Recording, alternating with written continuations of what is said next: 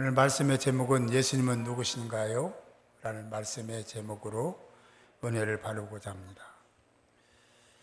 여러분에게 이 말씀 제목을 다시 묻겠습니다. 여러분은 예수님을 누구시라고 생각하십니까?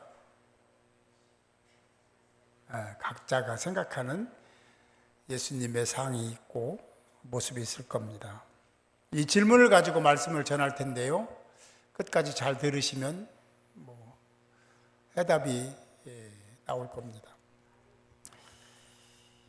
예수가 누구냐? 이 질문은 예수님의 외모, 성격, 성품 이런 것에 대한 질문은 아닙니다. 이 질문은 예수님은 과연 여러분 자신에게 어떤 분이냐 하는 본질적인 질문을 한 거죠. 예수께서 빌립보 가이사랴 지역으로 들어가셨습니다. 그곳은 예수님이 본격적으로 사역하신 장소와는 조금 동떨어진 한적한 장소였습니다. 빌립보 가이사랴에 들어가신 예수님은 제자들에게 결국을 보면 그렇지 않지만 뜬금없는 질문을 하십니다. 사람들이 나를 누구라 하느냐? 이 질문은 예수님을 사람들이 뭐라 하는지 몰라서 물으신 것은 아닙니다. 다 알고 계시지만 그렇게 물으신 거죠. 그런데 다 알고 계시면서 왜 이런 질문을 하셨을까? 사람들이 볼 때 예수라는 한 젊은 청년이 기적과 이사를 베풉니다. 사람들이 생각할 때 정말 이 젊은 예수가 하나님의 보냄을 받은 자인가?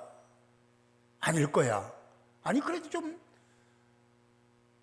다른 사람들을 치료하고 고치고 하시는 걸 보면 또 다른 면이 있는 것 같고 좀 헷갈리는 거죠. 그들이 생각하고 있는 메시아는 적어도 예수 같은 그런 메시아가 아닙니다. 그들이 기다리는 메시아는 아주 파격적인 팡파레를 울리고 굉장한 퍼포먼스가 있은 후에 구름에 에어선 상태에서 임재하신 어떤 것을 기대했던 것이 아닌가 싶습니다. 그런데 예수는 아주 지극히 평범한 요셉의 가정에서 태어났고 자라나는 것을 다 봤거든요. 주변 사람들이 다 알잖아요. 그래서 바리새인과 사두개인들이 이런 요청을 합니다. 1절입니다. 바리새인과 사두개인들이 와서 예수를 시험하여 하늘로부터 오는 표적 보이기를 청했다라는 겁니다. 유대인들이 표적을 보이라고 하는 이유는 앞에서 얼핏 말씀을 드렸어요. 예수가 어릴 때부터 요셉의 가정에 태어나가지고 아버지 목수일을 돕던 그 청년 아닙니까? 그래서 그에게 표적을 보여달라라고 요청을 한 겁니다. 또 한편으로 보면 이 젊은 예수가 공동체의 유익이 돼야 되는데 그러지 못한 거예요. 왜냐하면 유대 공동체에 있는 사람들이 하나 둘씩 예수를 따라다니기 시작한 겁니다. 그러니까 그게 문제가 되기 시작한 거죠. 우리 오리동교회가 있는데 오리동교회에 어떤 사람이 와가지고 갑자기 하나씩 둘씩 다 데리고 가면 가만히 있겠어요? 그렇죠? 가만히 있을 것 같아요. 그러나 우리 가정에 와서 물건을 막 가져가는 거와 똑같은 거잖아요. 그래요. 그들 중에는 정말 예수를 잘 따르는 사람도 있었지만 그렇게 의심하고 그런 생각을 가진 사람들은 저 젊은 예수를 어떻게 하면 절박시킬까? 제거할까? 죽일까? 생각할 수밖에 없었던 시대라고 생각을 합니다. 왜냐하면 당시 유대 공동체는요 굉장한 서로 이렇게 서로 얽히고 설킨 관계 속에서 시대를 이끌어 갔었거든요. 자, 다시 말씀으로 돌아가 보면 예수님이 사람들이 나를 누구라 하느냐라고 물으셨어요. 제자들이 대답합니다. 더러는 세례 요한, 더러는 엘리야, 또 어떤 사람들은 예레미야, 하나 선지자 중에 한 사람이라고 합니다 라는 대답을 했습니다. 그래? 사람들이 그렇게 말한다는 말이지? 그렇다면 너희는 나를 누구라 하느냐? 라고 물으셨습니다. 여러분은 예수를 누구라고 해요? 뭐라고 해요? 어떤 분이라고 합니까?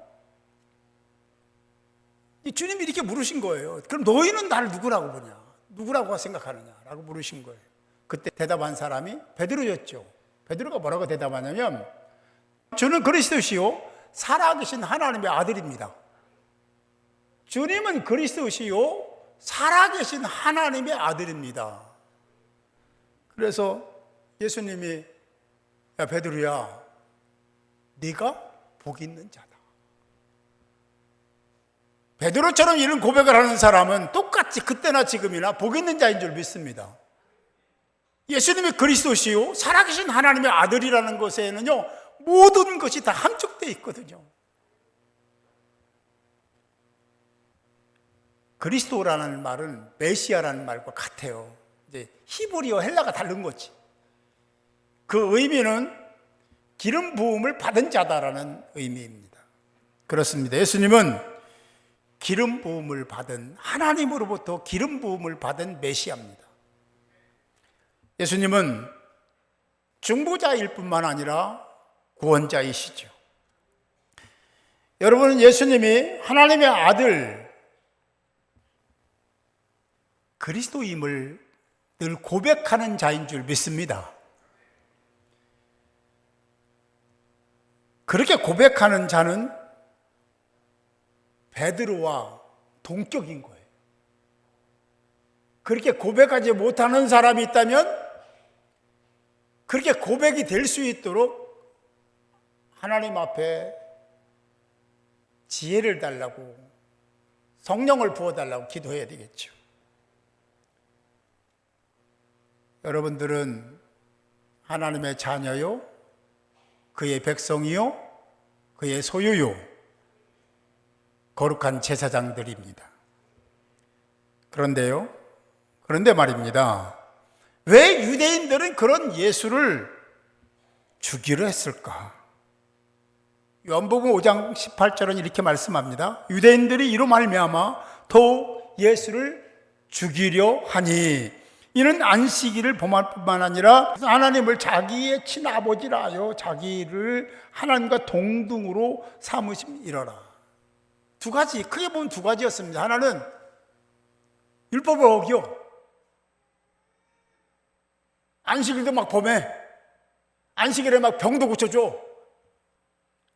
뿐만 아니라 이것 봐라, 나사렛에서 요셉의 아들인데 자기의 친아버지가 하나님이라고 하는 거예요. 그게 신성모독이죠.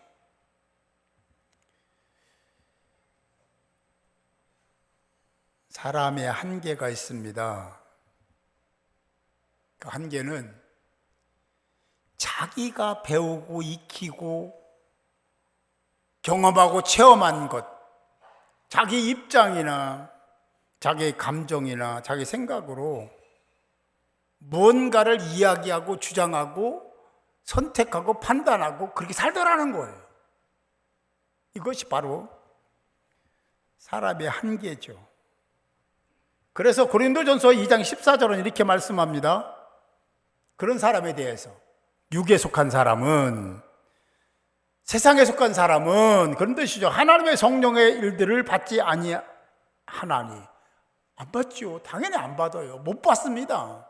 육에 속한 사람은 하나님의 성령의 일들을 받지 아니하나니 이는 그것들이 그에게는 어리석게 보임이요 또 그는 그것들을 알 수 없나니라고 말씀하고 있습니다. 다시 말하면 하나님께 속하고 성령의 지배를 받으며 예수 안에서 구원된 하나님의 사람들, 다시 말하면 베드로처럼 주님은 그리스도시요 살아계신 하나님의 아들입니다라고 고백하는 사람이 아니라면 교회 와서 헌신하고 봉사하고 애쓰고 예배드리고 그런 걸 보면서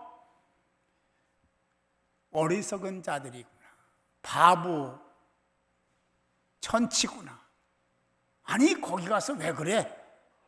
이렇게 생각한다는 거죠. 당연히 하나님을 모르니까 그럴 수밖에 없는 거죠. 여기에 계신 여러분들은 육에 속한 자가 아니라 하나님께 속한 자인 줄 믿습니다. 그리고 이어서 그러한 일은 영적으로 분별되기 때문이다. 사랑하는 성도 여러분, 여러분들의 입술에는 늘 이 고백을 입에 달고 사는 베드로의 고백, 주님은 그리스도시요 살아계신 하나님의 아들입니다. 이것 때문에 우리가 예수 믿습니다.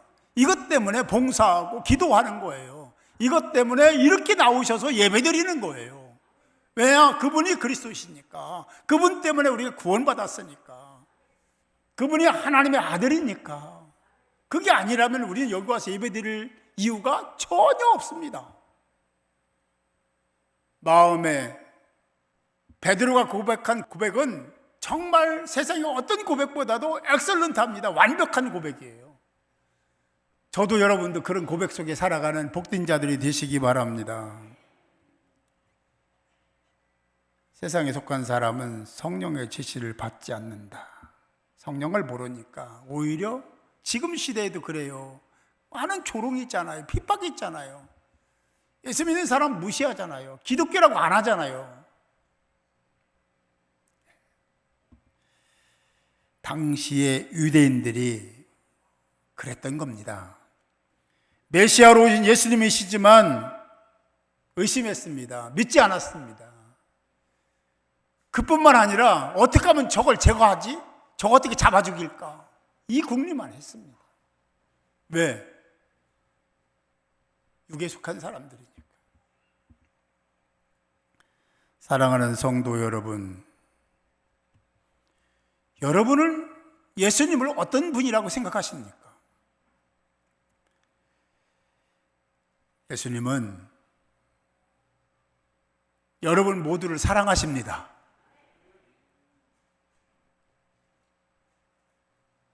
믿어지십니까? 예수님은 저와 여러분들의 영원한 친구이십니다.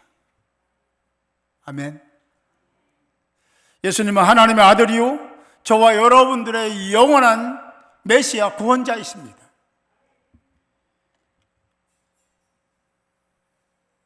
예수님은 저와 여러분들의 사랑의 대상이기도 합니다. 예수님과 함께 사시다가 마지막 날에 예수님 품에 돌아가는, 그래서 예수 믿는 거니까 그곳에서 칭찬을 듣는 복된 자들이 모두 되시기를 주님의 이름으로 축원합니다.